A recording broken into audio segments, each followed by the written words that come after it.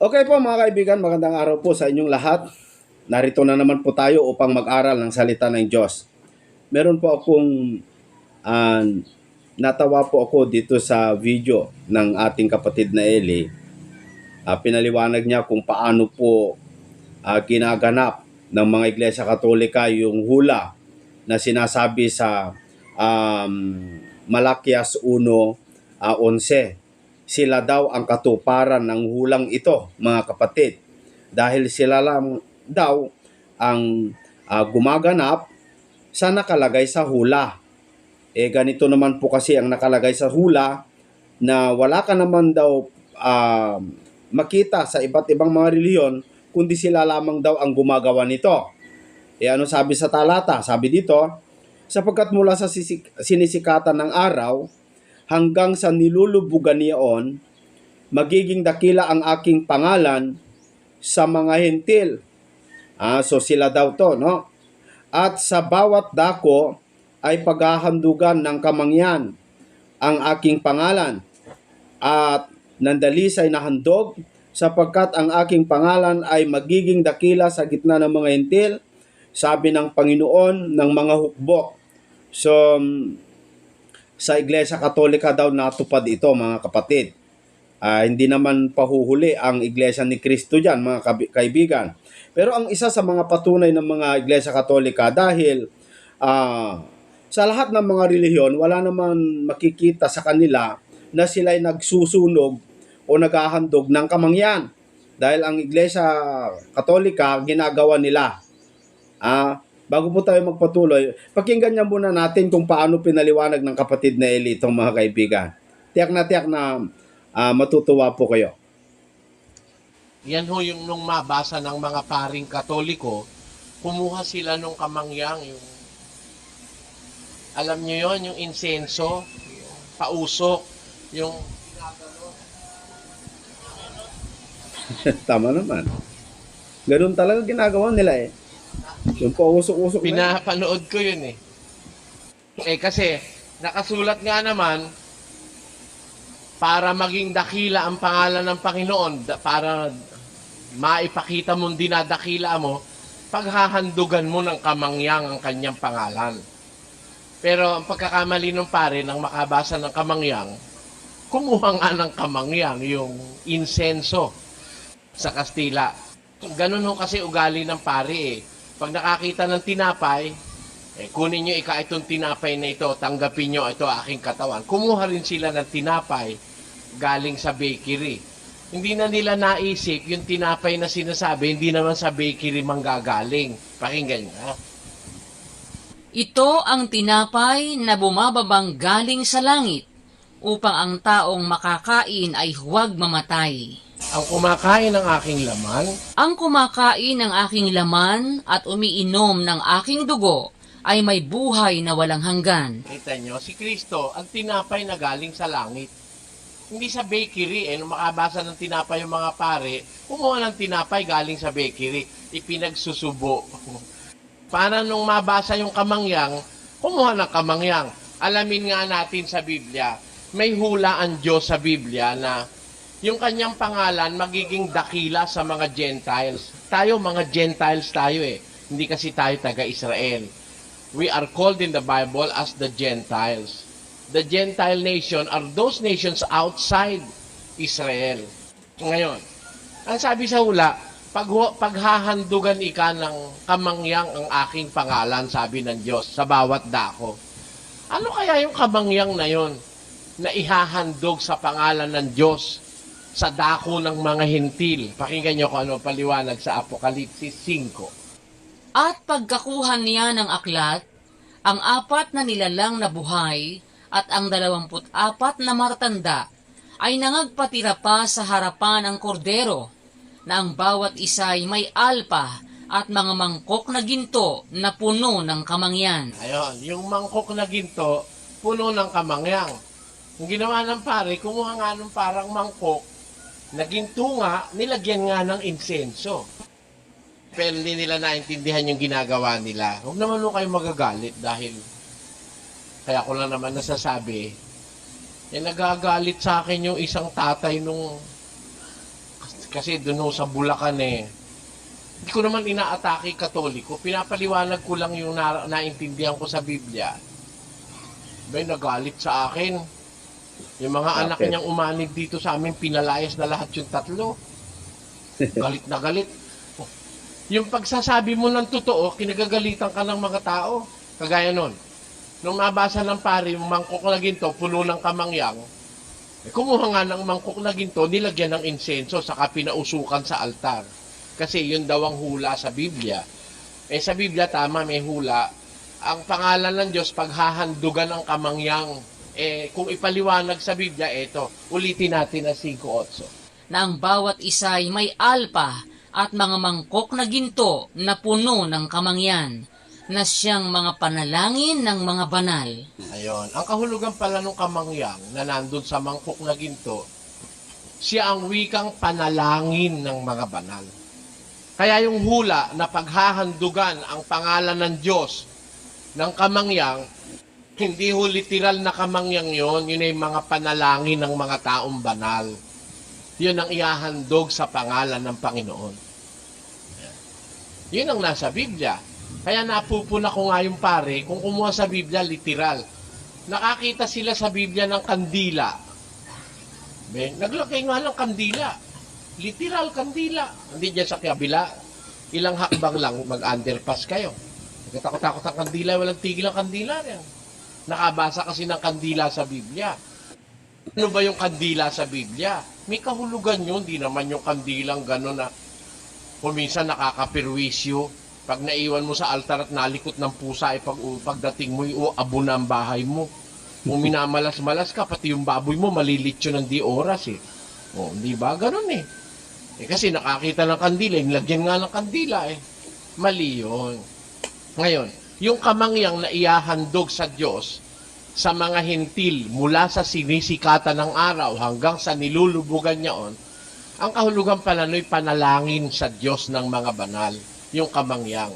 Kaya po, dito may hula na sa mga hintil, sa dakong silangan ng mga hintil, sakop na po ang Pilipinas doon, meron talagang mga taong maglilingkod sa Diyos. Ngayon, establisado na sa ating napag-aralan sa Biblia that there are really people in the Philippines that will serve God. Because the Philippines is one of the directions being mentioned by the prophecy in the Bible, and it can be proven beyond reasonable doubt that the Philippines is a part of God's plan for salvation. Pero, kung dito sa Pilipinas magkakaroon nga ng mga taong maglilingkod sa Diyos na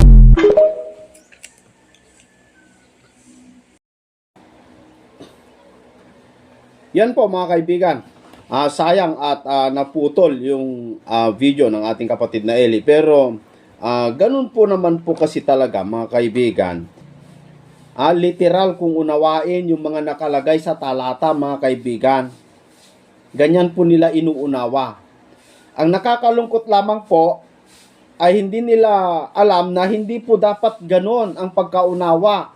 Na makabasa ka ng kamangyan, kukuha ka din ng kamangyan, and then magsunog-sunog ka, and then yun na yung, kami ang kaganapan ng hula. Pag-aangkin po yun. Maliwanag naman po yung ating napakinggan, na paliwanag ng kapatid na Eli, na yung ibig sabihin ng kamangyan ay panalangin ng mga banal. So, dinadakila ang mga hintil, ang pangalan ng Diyos, ibig sabihin, nire-respeto nila, no? Or nagbibigay sila ng galang o papuri, panalangin, dasal sa Panginoon ng Diyos ng Israel sa gitna ng mga hintil. Hindi yung literal na kukuha ka ng kamangyan. Ano naman po yung ganun mo? Ano naman yon? Ritual. Hindi po ritual, mga kaibigan, ang pagsamba sa Diyos. Dapat galing mula sa puso. Yung ginagawa nila kasi ritual.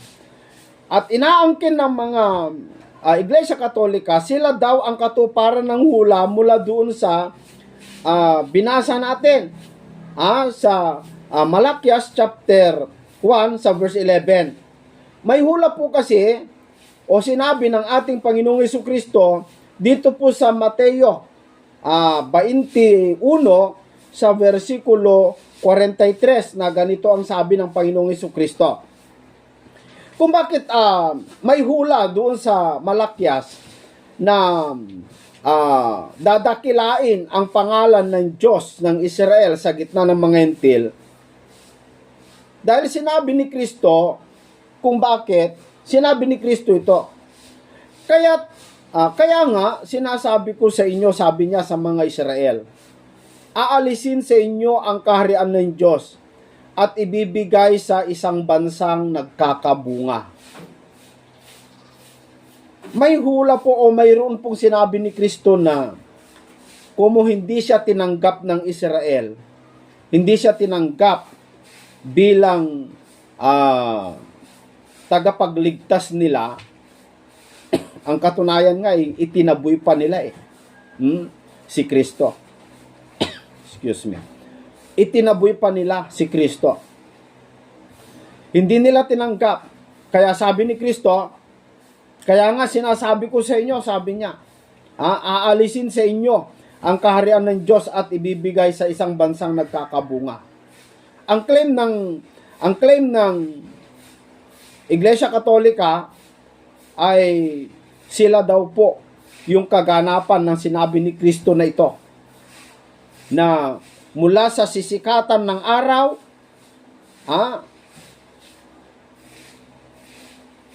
dadalhin ang kaharian ng Diyos sa gitna ng Israel, sa gitna ng mga hintil.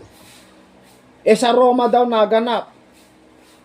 Pero tingnan natin, saan naganap itong sinabi ni Kristo na aalisin ang kaharian ng Diyos at ibibigay sa isang bansa na nagkakabunga. Isang bansa na nagkakabunga. Saan bansa ito? Puntahan natin yung hula sa Isayas, Kapitulo 24, sa versikulo 15, na ganito po ang ating mababasa. Kaya't luwalhatiin ninyo ang Panginoon sa silanganan. Saan luluwalhati? Sino yung luluwalhati? Sabi kasi ng mga Katoliko ay, kaya't luwalhatiin ninyo ang Panginoon sa silanganan, sa makatuwid bagay ang pangalan ng Panginoon, ng Diyos ng Israel, ng sa mga pulo ng dagat. Sila daw ito, mga kapatid. Mula daw sa Israel napunta sa Hintil o dun sa Roma. Pero maliwanag naman ang nakalagay sa talata, Miguelito, mga depensor. Sino ang luluwalhati sa Diyos ng Israel? Sino? Sabi dito, kaya't luwalhatin ninyo ang Panginoon. Kanino niya sinasabi? Sa silanganan. Ang Roma, hindi naman silanganan mga kaibigan. Yung Italia, hindi naman silanganan yun mga kapatid. Yung Italy o yung Roma, yung Vatican, hindi naman silanganan yun. Ang nakalagay sa talata, sabi dito, kaya't luwalhatiin ninyo ang Panginoon. Kanino niya sinasabi? Sa silanganan. Sa makatuwid bagay ang pangalan ng Panginoon. Kaninong Diyos? Ng Diyos ng Israel. Sinong luluwalhati? Sa mga pulo ng dagat. Ang luluwalhati po pala sa pangalan ng Diyos ng Israel na hinuhulaan ni Isayas ay mga tagapulo ng dagat. O ngayon, maghanap ka saan lugar yung pulo ng dagat na tinatawag. Vatican ba? Doon ba sa Roma, mga kaibigan? May mga pulo ng dagat ba sa Roma? Mga kapatid, kahit tanungin nyo sa Google na Biblia po ninyo, mga Katoliko, kung ang hula ay tumugma doon po sa Vatican. Hindi naman mga kaibigan. Kung ba kayo ay nagsusunog ng kamangyan, ginawa nyo yung pagsunog ng kamangyan, kayo na po yung tinatawag na kaganapan ng hula. Paano kung magsunog din kami ng kamangyan? At tapos aangkinin din namin. Mga kapatid, mali po yun. No? Mali po na angkinin mo na ikaw yung katuparan ng hula dahil nagsusunog ka ng kamangyan. Dahil ang direksyon po ng hula, maliwanag ulitin ko po yung hula. Kaya't luwalhatin ninyo ang Panginoon. Sino? Sino ang luluwalhati? Sa silanganan. Ang luluwalhati, yung mga taga-silanganan. Israel yan, sabi nila. Tingnan natin kung Israel. Sa makatuwid bagay ang pangalan ng Panginoon. Sino yung luluwalhati? Sa pangalan ng Panginoon. Kaninong Panginoon? Ang luluwalhati, taga-silanganan. At ang luluwalhatiin nila, yung pangalan ng Panginoon, yung Diyos ng Israel, o hindi Israel yon. Kasi sabi nila, silanganan yung Israel, kaya sa kanila natupad yan, sabi ni Willie Santiago mali. Kasi ang luluwalhati, taga-silanganan, at ang kanilang luluwalhatiin, Diyos ng Israel, o hindi Israel, mga kaibigan. Ngayon, sino yung luluwalhati? Taga saan? Sa mga pulo ng dagat. Taga pulo ng dagat ito. Taga silanganan na sa mga pulo ng dagat. Maglibot-libot ka na sa history. Wala kang bababa sa pinakamaraming mga pulo ng dagat. 7,000 yata ng pulo ng dagat ng Pilipinas Ang Pilipinas kasi ay pulo ng dagat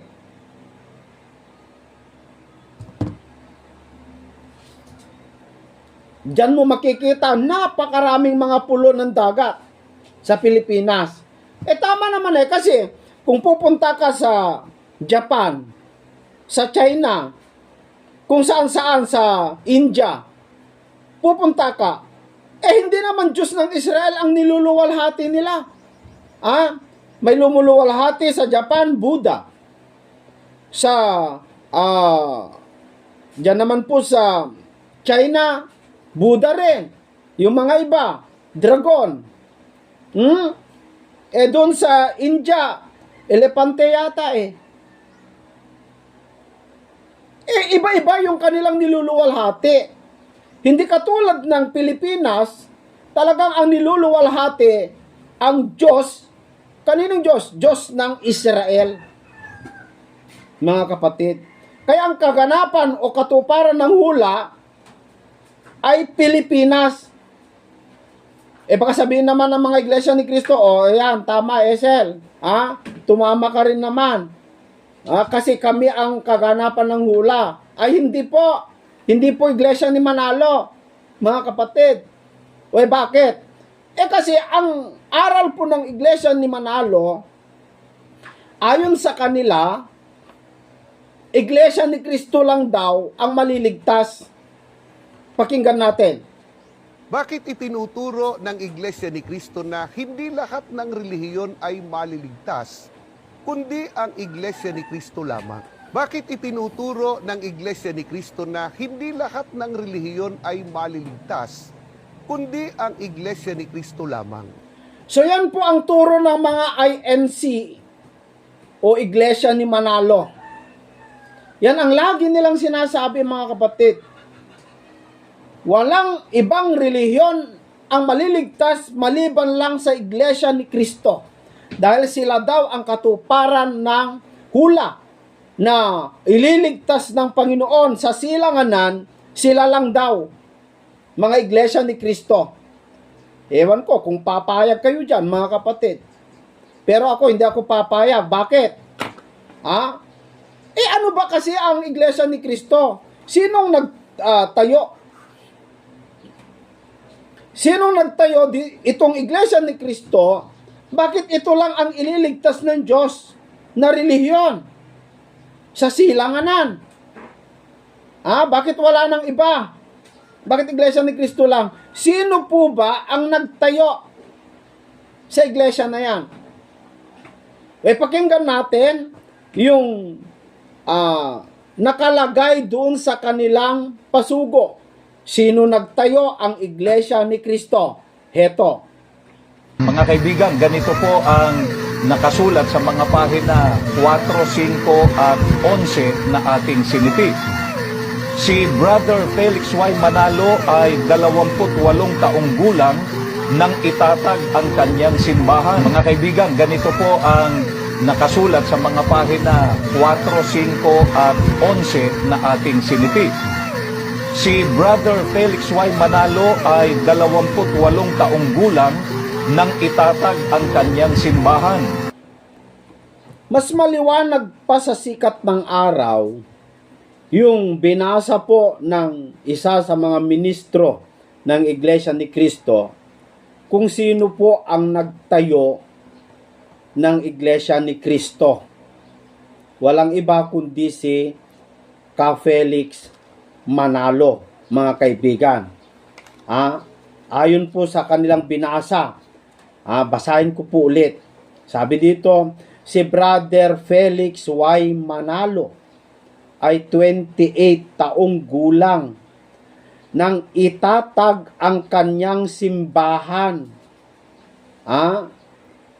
Ipinanganak si Felix Y. Manalo noong Mayo 10, 1986. Diyan po sa Tipas, Rizal. Siya po yung nagdilig, siya po yung nagtanim sa iglesia na yan na tinatawag Iglesia ni Cristo. Hindi naman po pala si Cristo ang nagtayo dyan kundi si Ka Felix Manalo mga kaibigan kung hindi tinayo ni Cristo, bakit yan lang ang ililigtas ni Cristo? Di ko naman sinasabi na walang maliligtas sa Iglesia ni Cristo. Pero mali yung sabihin mo na ikaw lang ang relihiyon na ililigtas ni Cristo at wala nang iba. Bakit ikaw lang ang ililigtas ni Cristo? Wala nang iba hindi naman ikaw yung itinayo ni Cristo. Ano yung itinayo ni Cristo? Mga kaibigan, yung iglesia ng Diyos, yun po ang kanyang itinayo, na yun yung kanyang binili sa sarili niyang dugo. Ayon dito sa ating mababasa sa Gawa 20:28 na ganito ang sinasabi. Ito yung itinatag ni Kristo na iglesia ng Diyos, na ito'y binili niya sa kanyang sariling dugo. Basa. Ingatan ninyo ang inyong sarili at ang buong kawan. Bakit? Bakit sinabi ni Pablo ito? Na sa kanila'y ginawa kayo ng Espiritu Santo ng mga obispo. Ano gawin nila? Upang pakanin ninyo ang iglesia ng Diyos na binili niya ng kanyang sariling dugo. Sinong bumili? Si Kristo. Kaninong iglesia? Iglesia ng Diyos. Mga kaibigan. Kaya, yung itinatag na iglesia, ayon sa Biblia, iglesia ng Diyos. Kung gusto mong tawaging iglesia ni Kristo, pwede rin Kasi si Kristo man ay anak ng Diyos Kung ano naman yung pagmamay-ari ng Diyos, siyempre natural, pagmamay-ari din ng kanyang anak. Basa, dito po sa libro po ng Hebreo 1:2, na ganito ang sinasabi. Ay nagsalita ang Diyos sa atin sa mga huling araw na ito sa pamamagitan ng kanyang anak na siya, yung kanyang anak, na siyang itinalaga na tagapagmana ng lahat ng mga bagay, na sa pamamagitan naman niya, si Kristo, ginawa ang sanglibutan. O hindi ginawa ang sanglibutan kung hindi sa pamamagitan ni Kristo, mga kaibigan. At si Kristo, siya yung tagapagmana ng iglesia. Kaninong iglesia? Yung kanyang ama. Iglesia ng Diyos. Kaya kung tawagin mong iglesia ni Kristo, sa akin pwede rin. Pero hindi po yon yung iglesia ni Manalo. Kasi ang nagtatag doon, si Felix Y. Manalo. Kailan niya itinatag? Noong 1914. Mga kaibigan. July 27, 1914. Si Kristo nung itatag niya ang iglesia ng kanyang ama, na kanya rin minana, unang siglo pa yun mga kaibigan O di malayo, no? Napakalayo. Kung mag-angking ka ng talata, delikado po yun. Mga kaibigan, delikado po na angkinin mo yung talata. Ang sabi po ng Biblia doon ay delikado Pagnanakaw po yun. Ayon sa Biblia.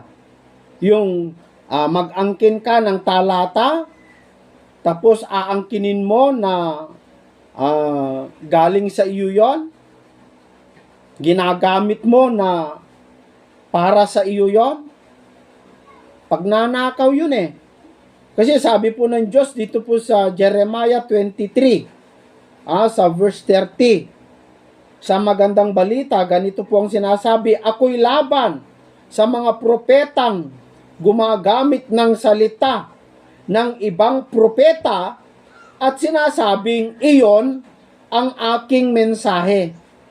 Yung aangkinin mo, yung sinabi ng propeta, aangkinin mo na ikaw yon, pagnanakaw po yon. Kaya, yung angkinin mo yung talata na kami yan. Kami ang katuparan yan. Malayo naman sa Revelation chapter 7 verse 3, angkinin mo na ikaw yung anghel doon sa hula, ikakapit mo sa sarili mo. Nako, mga kaibigan, pagnanakaw po yon ng mga salita ng Diyos. No? So, dito makikita natin, madali lang natin makita yung iglesia na ililigtas ng Diyos. Kung saan naganap ang katuparan ng hula, doon po sa Biblia, mga kaibigan, sa Pilipinas, doon po naganap yung hula sa Pilipinas na kung saan, mga kapatid, ay yung kaharian ng Diyos inilipat sa bayang nagkakabunga. Wala ka namang mabasa kung saan ang dinadakila ang pangalan ng Diyos na bayan, kundi ang bayang Pilipinas. Aminado po ako ron. Pero hindi ako aminado na Katoliko. Unang-una, ang Katoliko hindi naman po pulo ng dagat. Mga hentil sila, pero hindi naman pulo ng dagat. Si kapatid na Felix Manalo, hindi naman. Kasi tao lang para sa kanila, kay Kristo. Hindi naman po tao ang Panginoong Jesucristo. Mga kaibigan, kasi ang aral po ng Biblia, si Kristo po, ayon kay Juan, ay hindi po tao si Kristo. Aminado naman ng mga iglesia ni Kristo na si Kristo po, mga kapatid, ay tao. Pero hanggang dun lang. may mga nagsabi pa nga sa akin na nag-comment ay, patutunayan ko sa iyo na si Kristo ay tao. Hanggang ngayon, nasa langit, tao pa rin siya. Mali yun. Mali yun. Bakit? Kasi si Kristo, hindi po siya tao. Ayon po sa Juan 1:1, maliwanag naman yung pagkasabi mga kaibigan Nang pasimula, sabi dito, siya ang verbo. Si Kristo, siya ang verbo. Yun ang patutuon ni Juan. Nang pasimula, sabi niya, siya ang verbo. Sino tinutukoy? Si Kristo. Hindi kayang tutulan ng iglesia ni Kristo yan. Sino yung verbo na yan? At ang verbo ay suma sa Diyos. At ang verbo ay Diyos. So, iba yung Diyos, iba yung verbo na Diyos na suma sa Diyos. Mga kapatid, kaya yung verbo, hindi po tutol ang mga iglesia ni Kristo na yung verbo ay Diyos, hindi sila tutol. Ngayon, yung verbo na Diyos, mga kapatid, ano nangyari? Talon po tayo dito sa 14. Sabi dito, at nagkatawang tao ang verbo na Diyos. Nagkatawang tao daw yung verbo na Diyos. At tumahan sa gitna natin, sabi ni Juan. At nakita namin ang kanyang kaluwalhatian gaya ng sabugtong ng Ama na puspos ng biyaya at katotohanan. Aminado naman ng mga iglesia ni Kristo na yung verbo ay nagkatawang tao. Yung salita daw, nagkatawang tao. O di yung nagkatawang tao, ay di Diyos yun. Nga lang, nagkatawang tao. At yung Diyos na yon na nagkatawang tao, nakita daw ng mga apostol ang kanyang kaluwalhatian. Kaninong kaluwalhatian? Kaluwalhatian gaya ng bugtong ng Ama. So, yung katawang tao, siya yung nagpapakita ng kaluwalhatian doon sa ipinanganak ng Ama na bugtong na Diyos. Dahil nagkatawang tao. Kasi Diyos yun sinangayunan niyan ni Apostol Pablo, mga kapatid, dito po sa Timoteo Kapitulo 3 sa versikulo 16 na ganito sabi, at walang pagtatalo. Bakit kailangan pa pagtatalunan ito, mga kapatid? Maliwanag naman, sabi na Apostol Pablo, at walang pagtatalo, dakila ang hiwaga ng pagkadiyos. Sino? Yaong nahayag sa laman, pinapaging banal sa espiritu, nakita ng mga anghel, ipinangaral sa mga bansa, sinampalatayanan ng sanglibutan, tinanggap sa itaas sa kaluwalhatian. Walang ibang nahayag sa laman, kundi yung Diyos na verbo, at yun ang ating Panginoong Hesukristo. Maliwanag pa sa sikat ng araw yan, mga kapatid. Kaya marami po kasi talagang nagbabasa ng Biblia pero hindi talaga inuunawa mga kaibigan. Kung buksan lang natin yung ating pagkaunawa, makikita natin.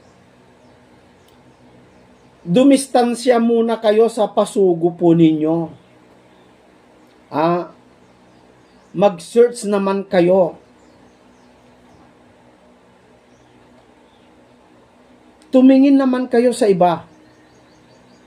Huwag kayong magpapako doon po sa doktrina na hindi mo naman kayang tindigan. Yung nagkatawang tao daw na verbo, Diyos yun. Kaya nyo bang tutulan na yung nagkatawang tao na yon ay hindi si Kristo? Sinong Diyos ang nahayag sa laman maliban sa Panginoong Hesukristo? Ang katunayan dito po sa libro po ng Juan, Kapitulo 6, sa versikulo 62, si Kristo mismo ang nagpapatunay Ano nga kung makita ninyong umaakyat ang anak ng tao sa kinaroroonan niya ng una? Meron po palang kinaroroonan ng unang ating Panginoong Jesucristo. Ano yun? Doon sa langit. Ano siya doon sa langit? Verbo na Diyos. Siya yung kasakasama ng Ama. Buhat pa nung nilalang ang sanglibutan. Kasakasama na siya ng Ama. Mga kaibigan, si Kristo. Dito po sa Proverbs chapter 8 sa versikulo 30. Nasa sipingan niya ako. Katabi nasa siping Nasa sipingan niya ako, sabi niya Na gaya ng matalinong manggagawa, at ako ang kanyang ligaya sa araw-araw na nagagalak na lagi sa harap niya. Maliwanag yan Habang nilalalang ng Diyos ang buong daigdig, kasama niya si Kristo, yung verbo na Diyos. Na yung verbo na Diyos na yun ay nagkatawang tao. Nako mga kaibigan, napakaraming patunay dyan. Okay. So, yan po, no? Hindi po Iglesia Katolika yung katuparan ng hula. At lalong-lalong hindi po Iglesia ni Cristo. Natupad po yung hula sa Pilipinas, pero hindi Iglesia ni Cristo lang. Masama po kasi sabihin mo, ikaw lang maligtas. Samantalang ang sabi po ni Cristo ay hindi naman po ganon.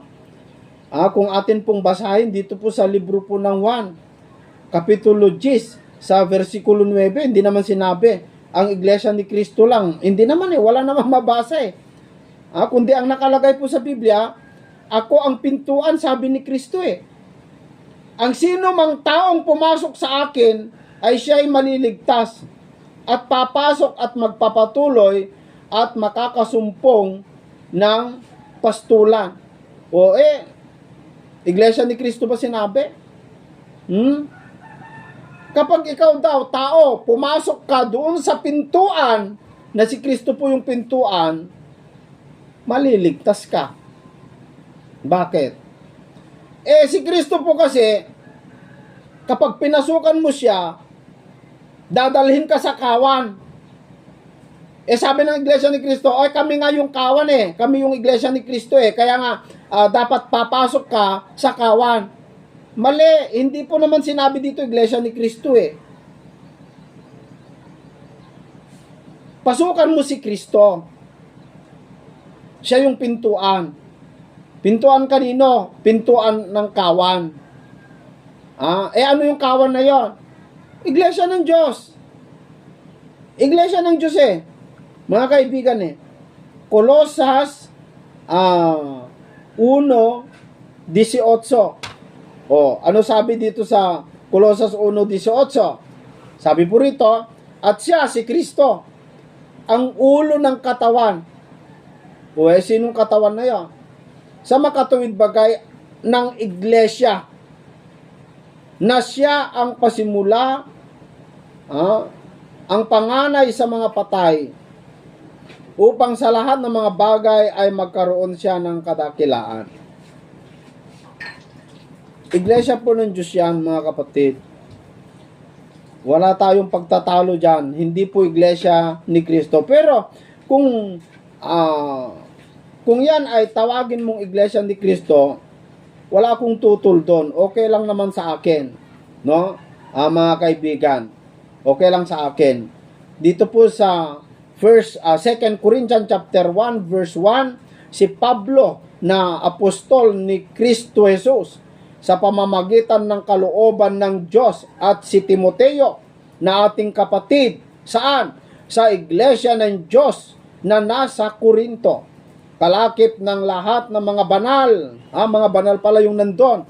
Saan? Doon sa Iglesia ni Cristo. Iglesia ni Cristo, hindi. Doon sa Iglesia ng Diyos. kalakip ng mga banal na nasa buong Akaya. Maliwanag na yan, mga kapatid. Maraming salamat po sa inyong lahat. Hindi Iglesia Katolika, hindi Iglesia ni Cristo, kundi naganap yung hula na luluwalhatiin ang pangalan ng Panginoon, yung Diyos ng Israel, sa silanganan, sa mga pulo ng dagat. Yan ay ang mga Hintil, yan ay ang mga Pilipino. Sa Pilipinas, sila yung katuparan ng hula.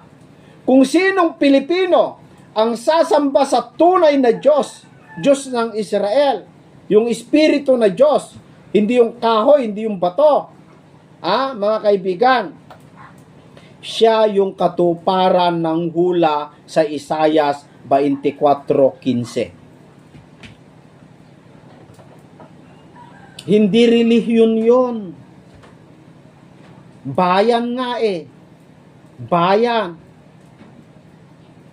Yung tao na tumupad sa mga salita ng Diyos, Diyos ng Israel, at luluwalhatiin niya o irerespeto niya, tutuparin niya, dadasal doon, hindi sa mga bato at sa mga kahoy, siya yung katuparan ng hula sa Isayas 24:15. Yan lamang po, mga kapatid. Salamat.